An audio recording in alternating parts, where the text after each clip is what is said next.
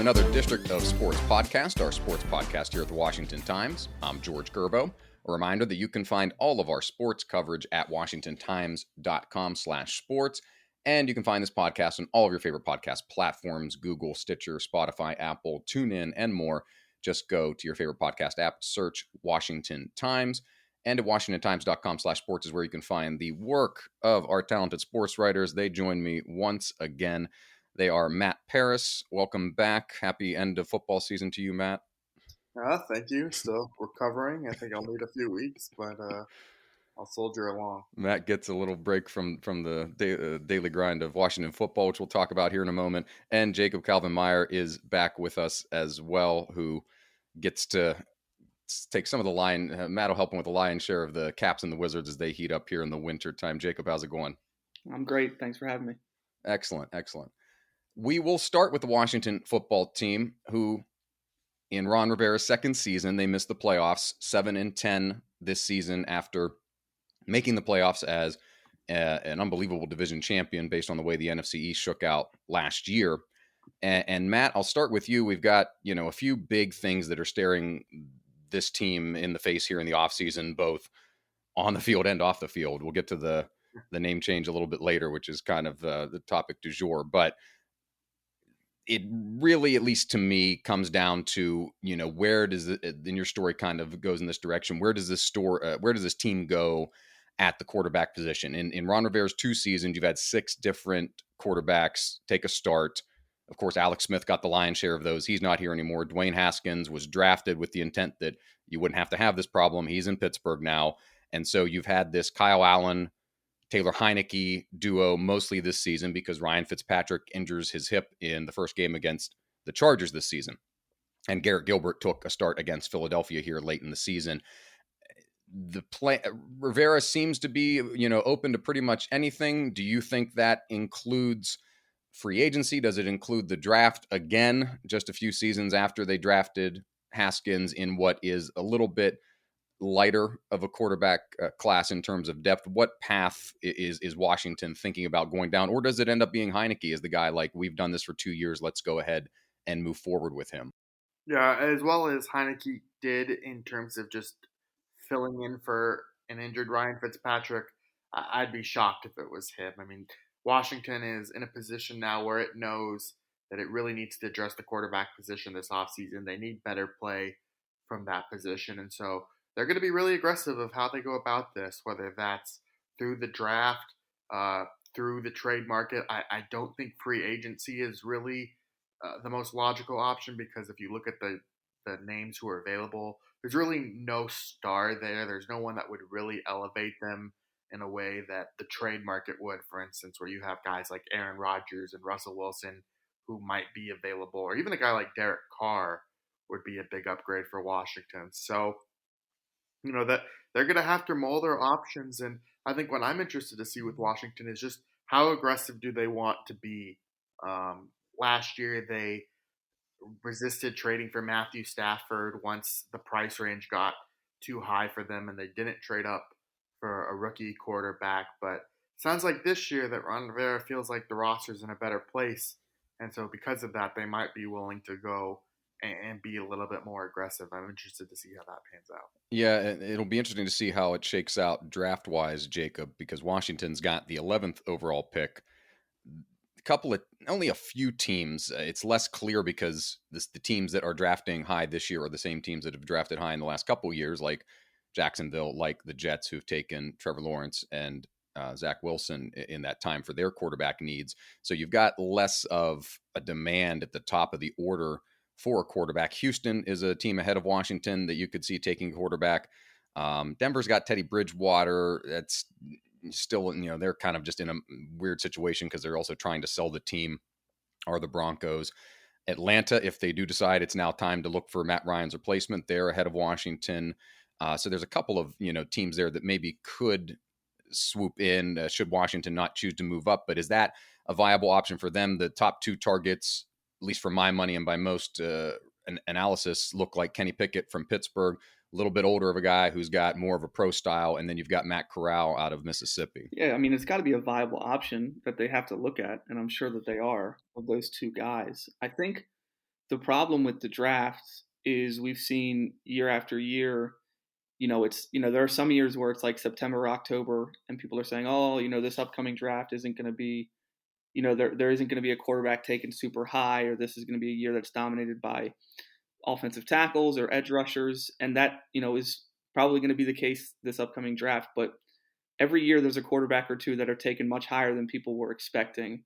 And so even though there aren't a ton of teams, like the number 1 and number 2 teams aren't expected, Jacksonville and Detroit, they're not expected to take quarterbacks there. Obviously, Jacksonville will not be taking a quarterback. But even though those teams aren't taking quarterbacks, as you mentioned, Atlanta, Denver, and then even the Giants, they have Daniel Jones, but they obviously just fired their coach, and a new coach coming in and new regime there, that can always lead to, that type of situation. I believe they have 2 picks ahead of Washington in the draft. And so, I remember 2020, I think Justin Herbert went a little bit higher than people were expecting. And then in the draft before, Daniel Jones went a lot higher than people were expecting. And so I'm not saying that it's impossible for one of those 2 guys to quote unquote fall to Washington at 11, but if they fall in love with one of those guys, there might be an opportunity, or they might have to, trade up to get one of them.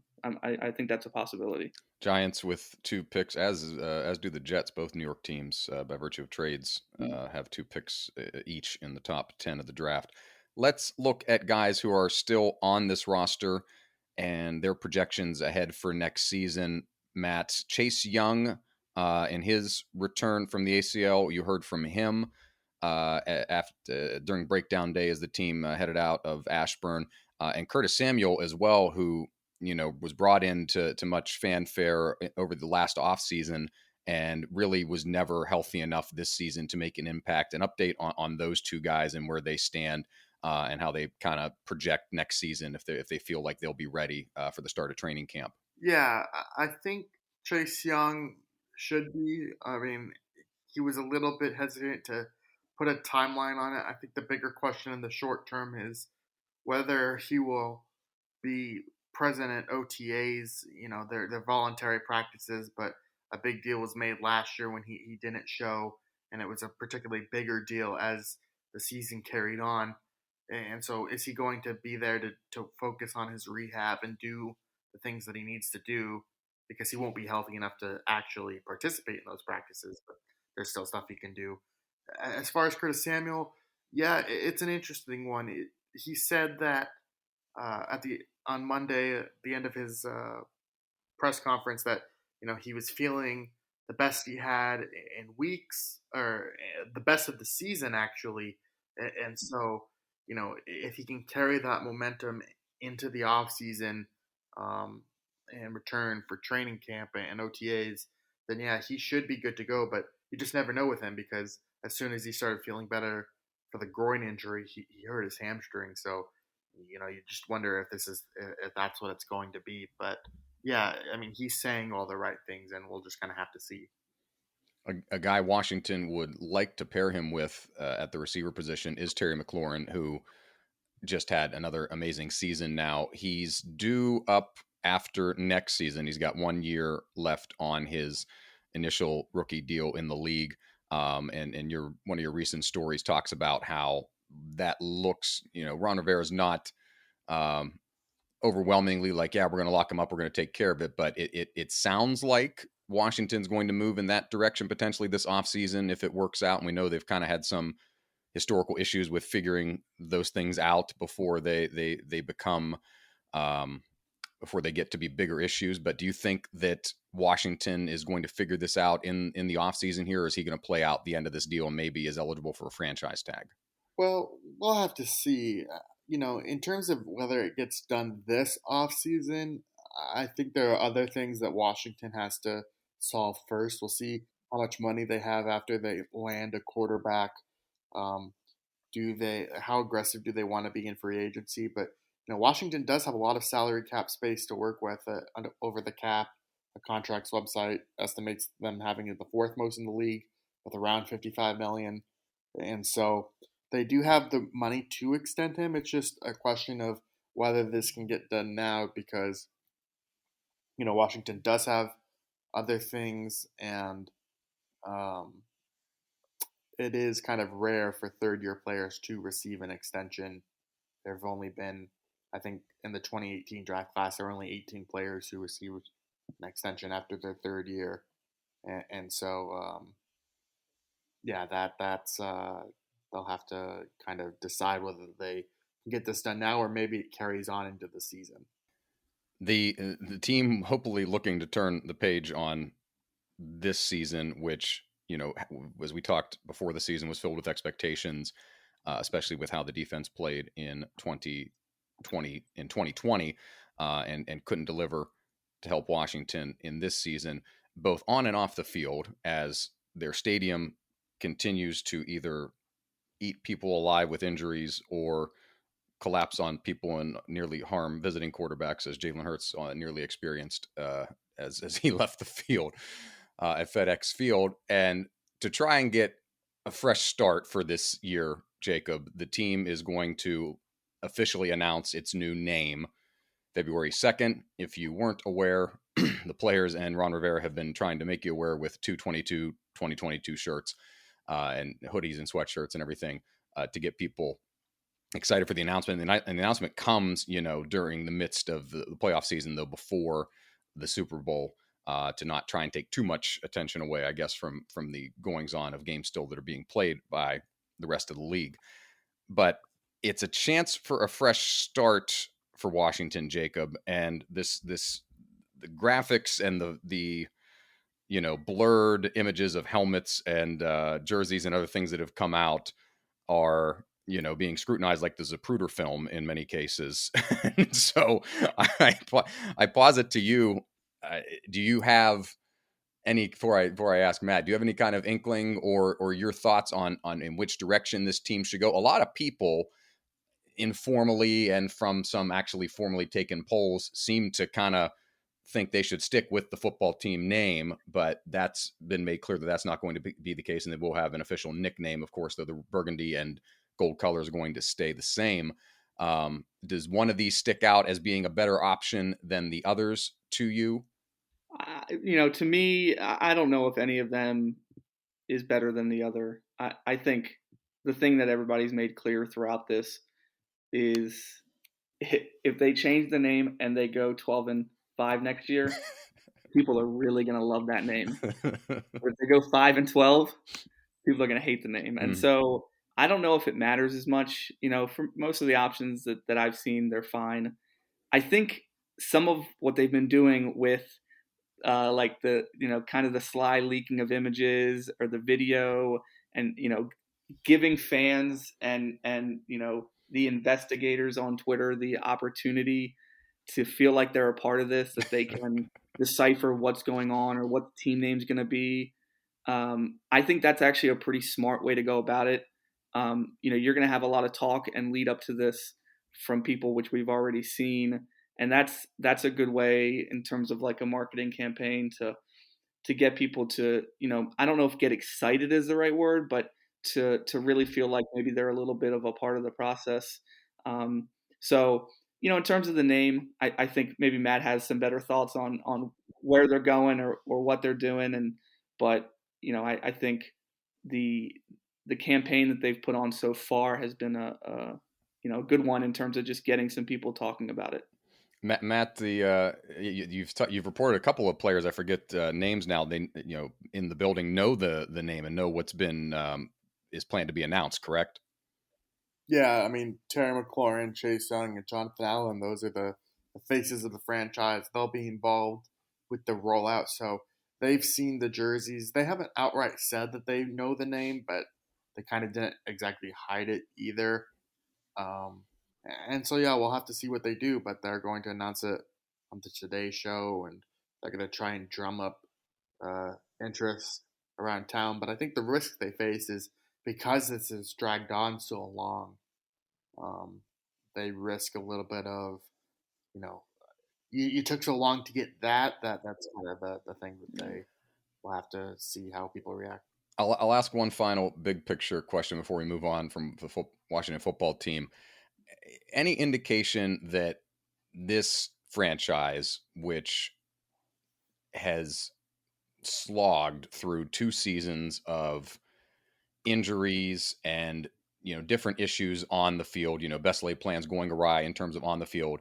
But then as an organization which has dealt with Dan Snyder and what his leadership has done with the scandal over the cheerleaders, as was diligently reported by the Post, the open, is it sewage? Is it rainwater? Pipes that have burst twice at FedEx Field, the hasty rollout of a retirement of Sean Taylor's jersey to cover up aforementioned issues, and just all of the railing coming down, just all of these things. Is the team any indication the team is actually going to try and take this, and as opposed to just being like, hey, we have a name now and we're going to keep going, to try and turn this into, it's the biggest chance you have, in my opinion, to the public, when you are literally changing what you're being called, to put on a new face and put on a new direction, both on and off the field? Is there any kind of indication that that is what they want to rally around with this announcement on February 2nd? Yeah, they've said that they hope that this can be the beginning of a new era, that they can go forward. But I would just say to that it's not that easy. I mean, fans are rightfully mad with the franchise and kind of fed up with years of losing. And it's not just the losing; it's kind of the overall embarrassment that the franchise has had. Just, you look at FedEx Field and everything that happened with the water pipes bursting in week one, and the railing that collapsed in the last week of the season. There's just a lot there that fans kind of have to get over, or the team has to win back those fans, and I don't think just changing the name will do that. Let's talk the Washington Wizards, who, after starting the season 10-3, kind of came back to earth reality a little bit. They're kicking once again. They're now in the midst of an 8-game homestand that they are 2-0 on. Granted, they've beaten Orlando twice this week, but wins are wins in the NBA, and that helps. Kyle Kuzma has been on a pretty good tear for them. 20 points in 8 straight games up until last night. Last night 19, and he just was 1 assist shy of a triple double. Jacob, this team is now got some, I don't want to say lineup issues, but you've got a kind of a full stable, because Thomas Bryant, after having an ACL injury, he's back. Davis Bertans is now healthy again and received a big contract, and is a guy you expect that if this team is going to make the playoffs, they sit currently in 9th place in the Eastern Conference, is going to be one of the guys that helps you get there.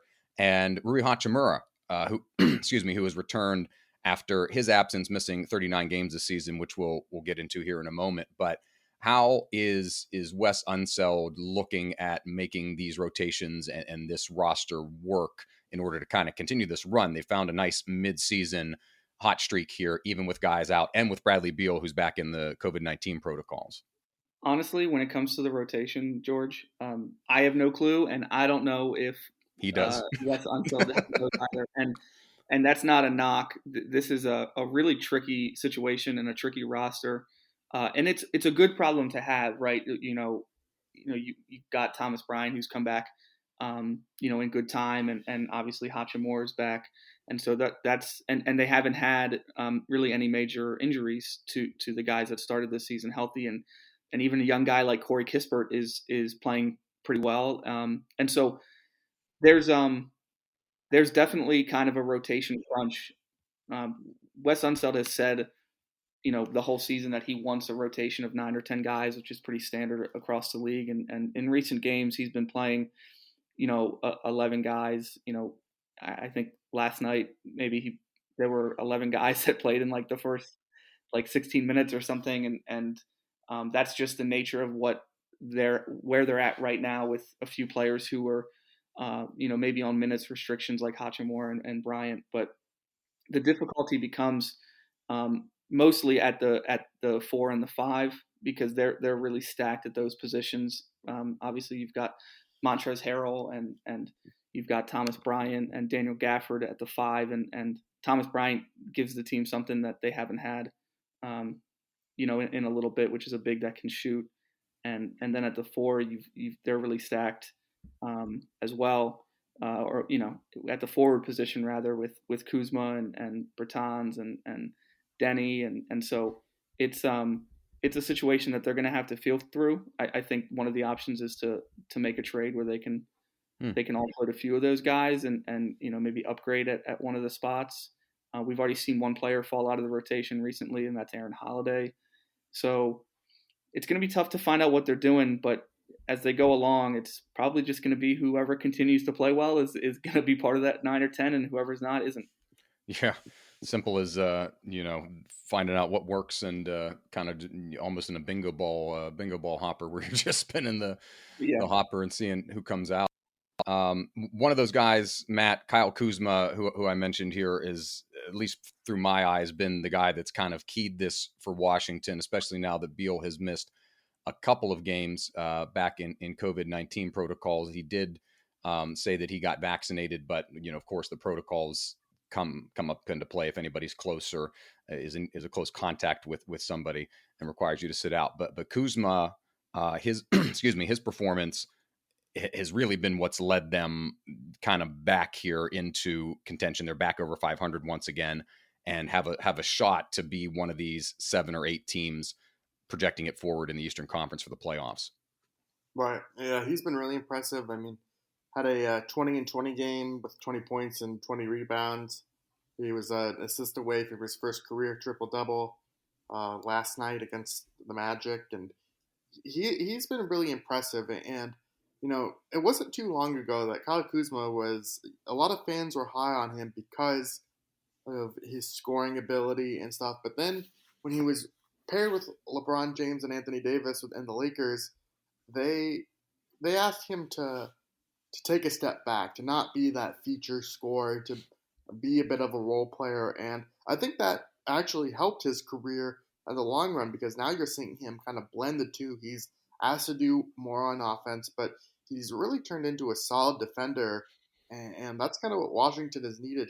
He's had a really great season. And like in terms of going back to the rotation thing that you had just brought up, I don't see really any way or any justification that, Rui Hachimura will supplant Kuzma in the starting lineup or anything like that. If anything, they can play together maybe as the 3 and the 4. But, I think Kuzma's done a really good job of locking down that front court spot and providing some much-needed scoring for the Wiz.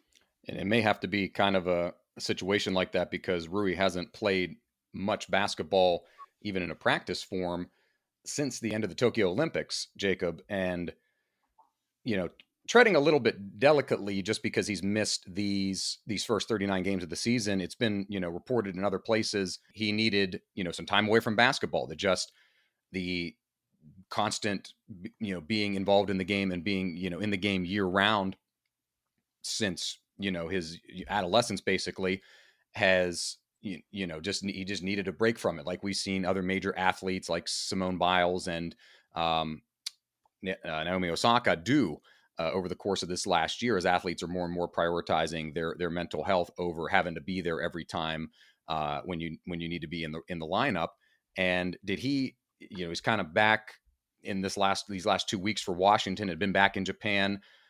Did he shed any light on, how he's feeling, why he stepped away or anything to that end? And how has he looked so far in this limited time that Washington's been able to see him on the court? For the most part, he didn't really want to talk about it.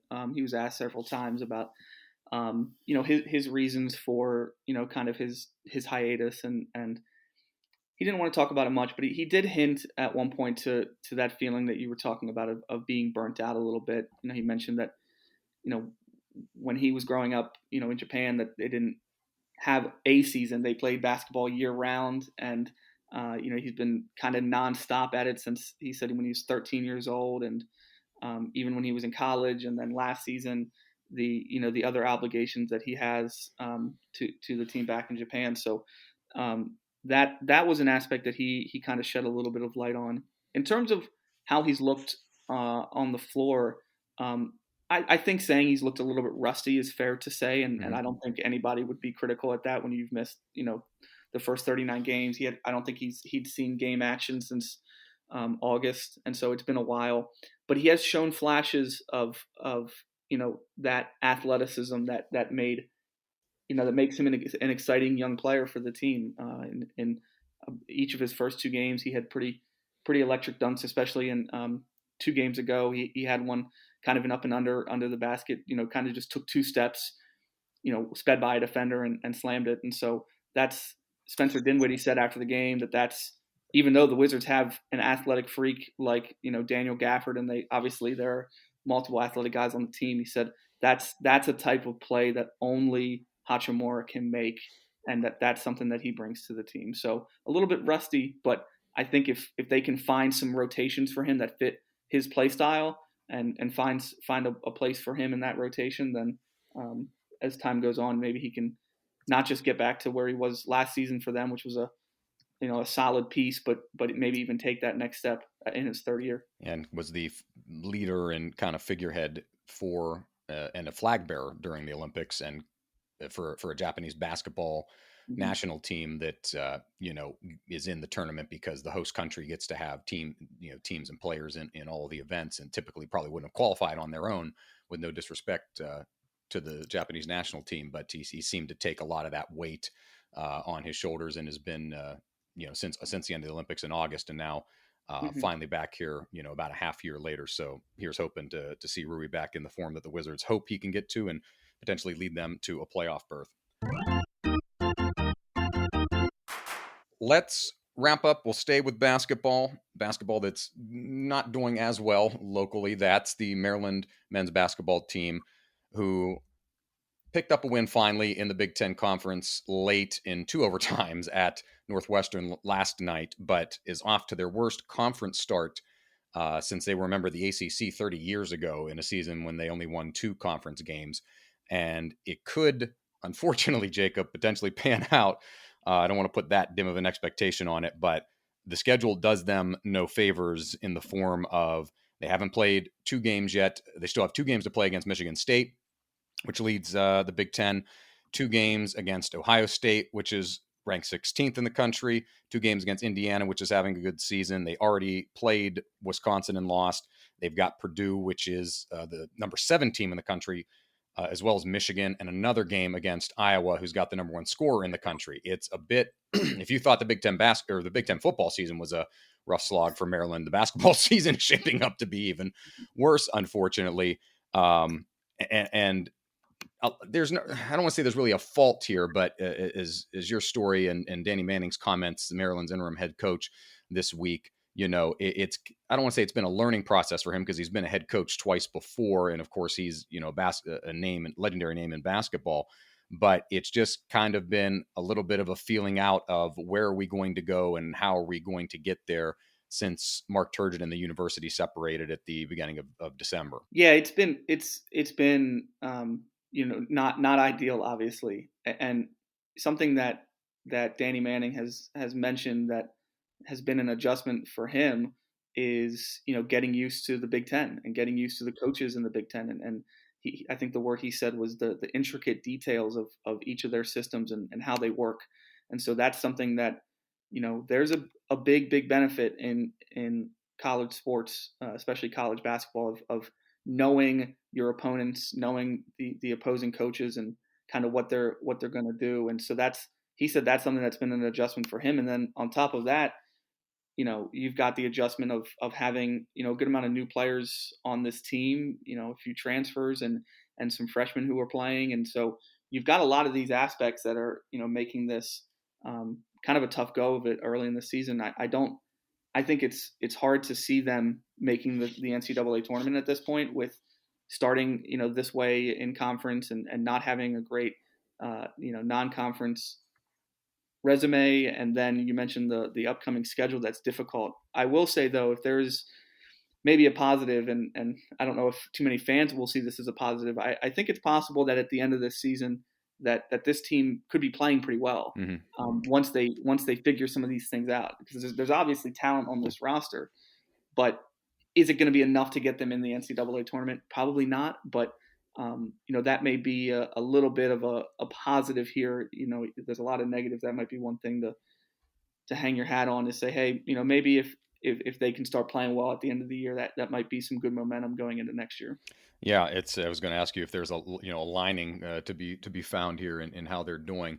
They are incrementally playing better. They still have this, and they did it against Northwestern again. This habitual problem where they start out bricking shots pretty consistently for the first 5 to 10 minutes of the game, and against these better teams, that sends them down double digits pretty quickly. Against Northwestern, they're only down about 5 to 7 points because Northwestern's kind of playing at the level. Similar level of basketball that Maryland's been playing. It's really just, it's got to run through Eric Ayala, which has kind of been the moment of the whole season. I don't want to say that he wasn't less assertive in the early going, but when he steps up and takes over, it feels like it brings everybody along with him. He scores, of course, the game went over 2 overtimes last night, but career high 26 for him in overtime, in both of the, we only had 2 points in overtime. So he scored 24 in regulation, 26 points career high, 11 rebounds a career high. And he when people see him going, then a guy like Fats Russell, who tremendous at Rhode Island, he scored a graduate transfer. He's got 1,700 points he scored in his collegiate career. He can do the thing, but sometimes it feels like other guys have to get going first, and that guy's got to be Ayala. And then Fats comes in and has 23 points last night, and that's the most he's had since the beginning of the season, starting at Maryland. So it feels like a team that's got to run through Ayala, and he's got to be the guy to get things going. And if he's not, then it struggles. Yeah, and I mean, he's been averaging about 20 a game over the past 5 games, I think, and Ayala, that is, and so that is an aspect where he's going to have to put a lot of the load on his shoulders and kind of carry things. And something too that Danny Manning mentioned last week or a few days ago is Maryland didn't start well in Big Ten play last season, right? They started 1-5 last year. There's a lot of differences to this season than last season, and again, the scheduling concerns and how difficult some of their upcoming games are, make things challenging there. But this is something that a few of the guys on the roster, like Ayala, like Donta Scott and Hakeem Hart, they've gone through something like this. So I don't think this is a situation where the team's gonna be in a situation where they're gonna fold. And you did mention as well that while it's been a tough start to Big Ten play, it's they haven't been playing horribly. It's just they just haven't been playing well enough to win. And the starts to games is something that they've got to figure out, and it's just kind of mind-boggling how almost every game they come out and start that way. But maybe the win yesterday can be something to kickstart something for them. Yeah, 1-5 last year, 9. They end up finishing the Big Ten schedule, rattling off 8 wins to 6 losses after that 1-5 start. Was good enough to get them in the tournament, and lost in the second round to Alabama last year. The big difference, they beat 4 ranked teams last season. All of those teams, Big Ten teams. This season, the only ranked win was over then number 20 Florida, and Florida has fallen off and is so far winless in Southeastern Conference play. So we'll see how that turns out for Maryland, but they're going to need to find some way to pick off some of these ranked teams, which they'll have at home. They'll have Ohio State at home, they'll have Michigan at home, and they'll have Illinois at home, all top 3, all those teams top 3 in the Big Ten. A final note to mention here before we go about Maryland. Assistant coach Bruce Shingler has been suspended for 30 days. That was announced before the game against Northwestern. We found out why today, reporting from the Diamondback, which is the student newspaper at the University of Maryland, saying that Shingler was charged with multiple prostitution crimes, and he is set to face trial on those crimes in February. The university suspending him for 30 days. They called it, quote, a violation of his employment agreement. Shingler spent 4 seasons at South Carolina as an assistant coach. He's a Bladensburg native, so a local guy, and was brought on to the Maryland staff by former coach Mark Turgeon the previous off season. And so we'll keep our eyes on as Maryland's season continues. That will do it for this edition of the District of Sports. Matt, let everybody know where they can find your coverage and the continuing developments, if we get them early, about the name of the Washington football team, among everything else that you do. Same place you can find Jacob's work, the Washington Times, washingtontimes.com/sports. But If you'd like to follow me on Twitter, that's at Matthew_Paris, Paras. And that'd be appreciated. And Jacob, for your coverage of the Wiz and Caps, which are kicking off, we'll talk more about the Caps next time, but where they can find you at? Yeah, on Twitter at Jacob Calvin Meyer. I recently got the little blue check mark, so now my sports takes are my bad sports takes are verified. So we got to talk offline about how I figure out how to do that. So, okay, more people. Matt, I'll close with as Jacob and I were talking before the show started. Moment of frivolity.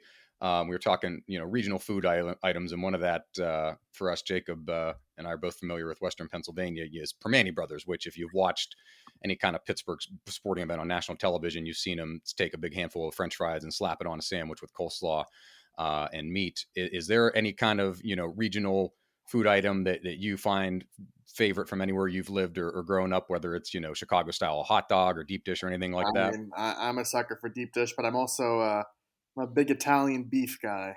Okay. I wish they really had that out here. That I don't understand why. That is something if they had in the DC area, Boog's pit beef, like Maryland pit beef is different, but the Chicago Italian beef with the au jus is a different level. Right. Yeah, and I get why deep dish is harder to find because that's like a whole thing, but it feels like everyone like Italian beef, but what am I to know?